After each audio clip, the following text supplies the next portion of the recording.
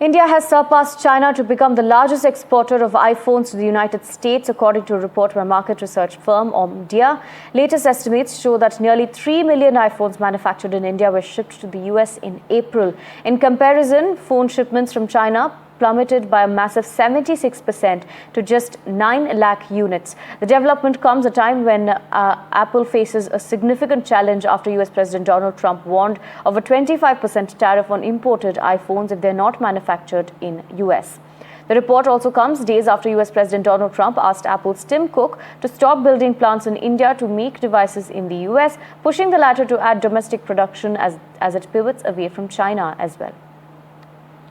My colleague Charu joins us with more details. Charu, take us through now the conundrum that is being faced by Apple after manufacturing, which seen has plummeted in China as well. So this is a very interesting scenario that is unfolding in front of us. India is surpassing China as a bigger exporter of iPhones in USA. In fact, in the month of April 2025 itself, it exported about 3 million units, whereas China's export rate fell by about 76%, making them being able to give only 9 lakh units in this month. In fact, Tim Cook from Apple has also mentioned that most of the iPhones that will be, in circulation in the month of April 2025 would be the ones exported from India.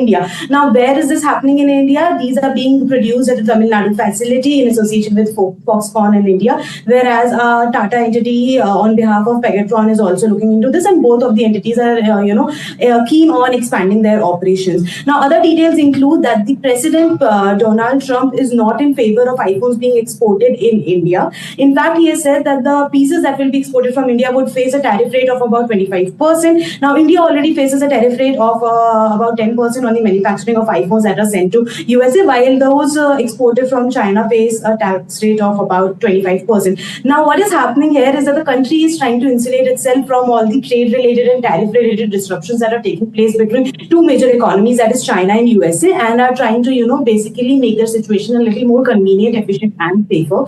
Another important thing that needs to be considered here is that Apple, even if it tried to, shift its business from India to United States of America, would face a lot of troubles. Why? Because making an iPhone in USA would cost about $3,500. That means about over 2,98,000 rupees. And they would need about $30 billion in 3 years to just shift their sales by 10%. Just 10% of their manufacturing shifting to US would require a lot of resources. That again becomes a very important reason for them to try to expand their exporting operations from India.